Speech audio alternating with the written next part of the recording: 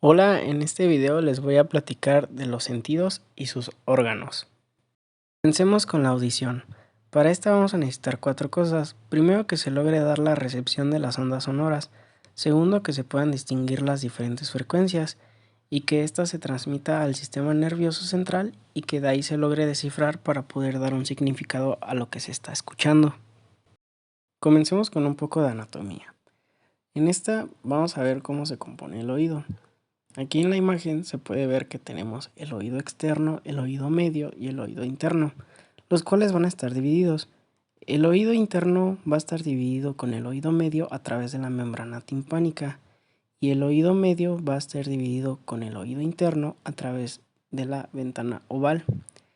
En el oído medio es donde vamos a encontrar los huesecillos, martillo, yunque y estribo. Y en la parte del oído interno vamos a encontrar la parte de la cóclea. Aquí también se encuentran los laberintos. En esta imagen vamos a encontrar el conducto auditivo externo. Posteriormente la membrana timpánica, que va a estar unida al martillo, y este se va a articular con el yunque y con el estribo. El estribo se va a unir a la cóclea por medio de la ventana oval. Para saber cómo viaja una onda, primero vamos a ver que una onda va a viajar a través del aire, el cual es un medio gaseoso, que tiene que transmitirse por medio de los huesecillos, por lo cual ahora va a viajar en un medio sólido. Y de ahí va a pasar a través de la membrana oval hacia el líquido que se encuentra dentro de la cóclea. Entonces, es así como las ondas tienen que iniciar su viaje a través de un medio gaseoso para después pasar por un medio sólido y por último en un medio líquido. Y esto nos va a generar diferentes ondas para que generen estas células receptoras una frecuencia de la resonancia y por último un estímulo nervioso, el cual debe ser leído por las células. La impedancia es un término muy importante, ya que es la oposición que presenta un circuito a una corriente cuando se aplica una tensión. O sea, es diferente en lo que vamos a necesitar para poder transmitir en un medio gaseoso que la fuerza que vamos a necesitar para transmitir en un medio líquido, y es por eso que tenemos que aumentar esta fuerza. La atenuación del sonido es otro término importante. Esta es el reflejo que tiene nuestro cuerpo para protegernos de los sonidos fuertes. Cuando tenemos un sonido fuerte que llega al oído, ese va a ser transmitido hacia el sistema nervioso. De ahí va a regresar un reflejo de atenuación, el cual va a tardar entre 40 y 80 milisegundos, poco tiempo. Esto se va a llevar a cabo gracias a la contracción de los músculos principales, a la contracción del músculo del estribo y en menor proporción a la del músculo tensor del tímpano. Esto va a hacer que aumente la rigidez que tenemos entre nuestro sistema de huesecillos y entonces eso va a hacer que disminuya la conducción que hay. Esto nos va a servir para dos cosas. Primero, vamos a proteger a la cóclea para evitar que las vibraciones que son dañinas por medio de estos sonidos fuertes puedan ocasionar una lesión, y también vamos a poder bajar la frecuencia o más bien ocultar los sonidos de baja frecuencia que hay en nuestro ambiente con mucho ruido, y así podemos prestar atención a un sonido de nuestro interés. Vamos a ver cómo se compone la cóclea. La cóclea va a estar compuesta por tres rampas: la rampa vestibular, la rampa coclear y la rampa timpánica. Entre la rampa coclear y la rampa vestibular vamos a tener la membrana de Reissner. Se puede observar que es una membrana muy delgada, y entre la rampa timpánica y un conducto coclear vamos a tener la lámina basilar. Ahora vamos a hablar del órgano de Corti. Vamos a encontrar que en este órgano de Corti vamos a tener las células ciliadas internas y las células ciliadas externas. Nuestras células ciliadas internas, como se puede observar en la imagen, es una única fila.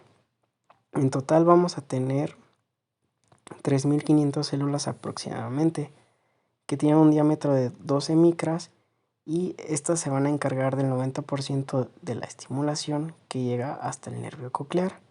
En cambio, las células ciliadas externas se van a encontrar en 3 o 4 filas, llegando a tener 12.000 células que van a ser más pequeñas, y estas nos van a servir para el fenómeno de ajuste. Van a ser las que le van a permitir dar la sensibilidad a las células ciliadas internas. Va a ser posible que podamos detectar la dirección en la que viene el sonido. Esto va a ser por dos lapsos principales. El primero es el lapso de tiempo entre la llegada del sonido de un oído al otro. Esta es la mejor en frecuencias menores de a 3000 ciclos.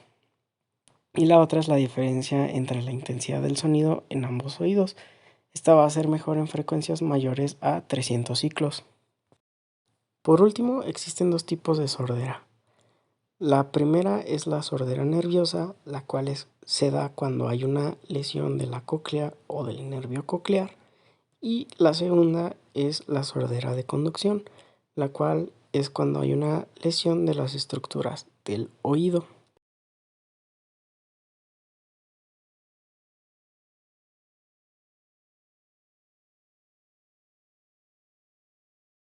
Ahora vamos a hablar del sentido del gusto. El sentido del gusto es muy importante, ya que nos va a permitir la elección de los alimentos, y esto va a ser por dos cosas. Primero, en función del deseo de la persona por comer, y segundo y más importante, dependiendo de las necesidades metabólicas de nuestro cuerpo. Comencemos con las sensaciones gustativas. Tenemos 13 receptores químicos en las células gustativas, 2 para sodio, potasio, lo dulce y lo amargo, y una para cloro, adenosina, inosina, glutamato e hidrógeno. Los sabores se dividen en 5. Primero está el agrio, que son todos los ácidos y concentraciones de hidrógeno. Segundo está lo salado, que son las sales y concentraciones de sodio. Después viene lo dulce, que van a ser compuestos orgánicos como los azúcares, alcoholes, cuerpos cetónicos, amidas, ésteres, aminoácidos, entre otros.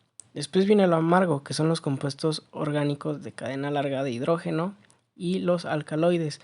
Los alcaloides también se encuentran en los medicamentos y por eso es que nos saben amargos, al igual que también algunos venenos naturales. Y por último está el umami, que es un sabor que significa delicioso en japonés y va a estar en el glutamato. Ahora vamos a ver las papilas gustativas, las cuales van a tener un diámetro de 1 sobre 3 milímetros y una longitud de 1 sobre 16 milímetros, y se sabe que hay cerca de 50 células epiteliales entre las células de sostén y las células gustativas. Para la estimulación de las papilas gustativas se va a dar de la siguiente manera. Hay una sustancia de sabor que llega a los cilios gustativos, donde va a haber una unión de sustancia química a una proteína receptora. Para su despolarización hay dos maneras. La primera es para lo salado y lo agrio, que se abren canales iónicos donde entra sodio e hidrógeno. Y la segunda, que es para lo amargo y dulce, donde hay segundos mensajeros que realizan la despolarización. Al recibir el estímulo, la frecuencia de descarga de las fibras nerviosas aumenta al máximo en una fracción de segundo y da una señal potente inmediata. Posteriormente se va a adaptar y genera una señal continua más leve. Ahora vamos a hablar del sentido del olfato.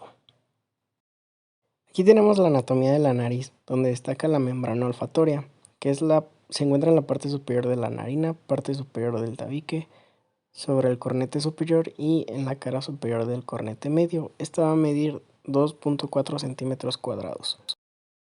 Vamos a tener células olfatorias, las cuales son células nerviosas bipolares que nos van a ayudar a percibir los olores. Tenemos alrededor de 100 millones de células y cada una tiene alrededor de 4 a 25 cilios olfatorios que miden 0.3 micras por 200 micras. También vamos a tener las glándulas de Bowman, que van a secretar mucosa, la cual va a proteger a nuestras células olfatorias. Al percibir un olor, entra una sustancia olorosa que difunde en el moco. Después se va a unir a las proteínas receptoras en los cilios. El receptor se acopla a la proteína G y activa adenilatociclasa. Después se abre el canal de compuerta para sodio, donde entra sodio a la célula y se despolariza. El 50% de los receptores olfatorios se adaptan en el primer segundo. En un minuto se adaptan prácticamente hasta la extinción. Aquí podemos ver las conexiones nerviosas del sistema olfatorio, que primero empieza en el nervio olfatorio, después pasa al bulbo olfatorio y de ahí se va al área olfatoria lateral y al área olfatoria medial. Y de aquí, de estas zonas, o áreas, mejor dicho, pasan a diferentes partes del cerebro. Por último, vamos a hablar sobre el sentido de la vista. Comencemos con la refracción. Aquí podemos ver en la imagen cómo viajan las ondas a través del aire y al llegar a cierto medio pueden cambiar la longitud de estas. En la primera imagen podemos ver que al pasar por un vidrio que está derecho, va a seguir viajando como viaja en el aire en el mismo sentido, pero al pasar por un vidrio inclinado va a cambiar su dirección. Vamos a ver los tipos de refracción en los lentes. La primera es la refracción en lente convexa. Aquí podemos ver que va a haber una convergencia y se va a formar un punto focal gracias a la unión de la luz, y la distancia entre el punto focal y la lente va a ser la distancia focal. La segunda es la refracción de un lente cóncava. Esta va a ser divergente, no se va a formar el punto focal y los rayos de luz, o la luz más bien, va a salir hacia diferentes lados. Y pues ejemplos de un punto focal es en un lente convexo esférico y va a ser una lupa. Y un ejemplo de un lente convexo cilíndrico sería un tubo de ensayo con agua, y este va a formar también en vez de un punto focal, una línea focal, que es la imagen última. Ahora vamos a hablar de la formación de una imagen por una lente convexa. Esta va a invertirse, ya que cuando entra el haz de luz se va a voltear, se va a invertir la imagen, y aunque nosotros no la percibimos inversa, ya que el cerebro ya nos la acomoda la imagen, hace que la veamos como es, pero la retina capta la imagen inversa. Vamos a ver que nuestros ojos van a servir o funcionar muy parecidos a una cámara. Primero tenemos un objeto que va a emitir haces de luz, los cuales van a ser percibidos por nuestra pupila, que es un sistema de apertura variable. Va a percibir esta luz y va a ser similar al diafragma de la cámara, y después va a pasar por el cristalino, que es quien va a modificar el tamaño, las dimensiones de la imagen, que es similar al lente. Y por último se va a encontrar la retina, que es ya cuando se percibe la imagen distorsionada o volteada, que va a ser similar a la película de una cámara. Bueno, y para percibir estas imágenes que son grandes, de poderlas percibir con nuestros ojos, vamos a tenerlo gracias al poder dióptrico, que es de 59 dioptrías. 2/3 partes de ellas nos las va a proporcionar la córnea y 20 el cristalino. Aunque sea mayor el cristalino con 1.4 a la córnea de 1.38, va a ser más grande el cambio del aire a la córnea que del humor acuoso al cristalino o del cristalino al humor vítreo. Bueno, aquí podemos ver el cristalino en la segunda imagen, y en la primera se ve los ligamentos suspensorios. Estos nos van a ayudar a estirar el cristalino, y como podemos ver en la segunda imagen, el músculo ciliar, ahí se encuentra, nos va a ayudar a relajarlo y volverlo a su forma que nos estirado.